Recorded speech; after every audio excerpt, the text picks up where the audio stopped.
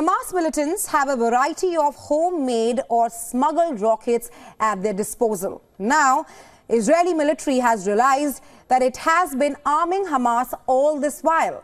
Here's how the militants are repurposing Israeli munitions and Hamas's patchwork of weapons built by Iran, China, Russia and North Korea.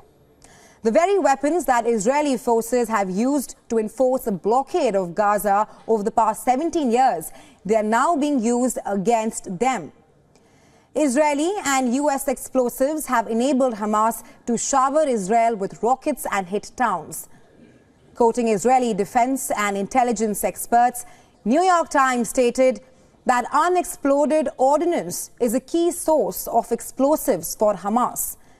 Weapons experts say that roughly 10% of munitions typically fail to detonate. But in Israel's case, the figure could be higher.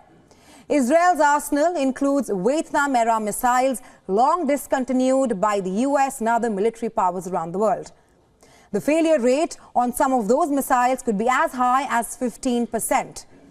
Years of bombing has littered the area with thousands of tons of unexploded ordnance just waiting to be reused. One 750-pound bomb that fails to detonate can become hundreds of missiles or rockets. Hamas militants are cutting open artillery bombs from Israel and repurposing them for their explosives and rockets. Let's now take a look at other aspects of Hamas's weapons arsenal. The group banks on homegrown weapons too. How Hamas sources the raw materials for these weapons, it shows the resourcefulness of the militant group. The group uses lathes to shape metal into rockets and mortars and fits them with explosives manufactured from fertilizers. When Israeli strikes destroy Gaza infrastructure, Hamas recovers materials like sheet metal, metal pipes and electrical wiring. And from Hamas's weapon workshops, they emerge as rocket tubes or other explosive devices. Other homemade weapons include a launcher capable of firing 14 rockets simultaneously. Not to forget the Zawari drone, an explosives-laden aircraft which was used in the October 7th attack on Israel. The militant group has amassed a diverse patchwork arsenal of weapons from around the world. Experts say that the majority of their arms are of Russian, Chinese or Iranian origin. North Korean weapons and those produced in former Warsaw Pact countries are also present in the arsenal. In the murky global arms trade, it can be difficult to determine who is selling weapons to whom.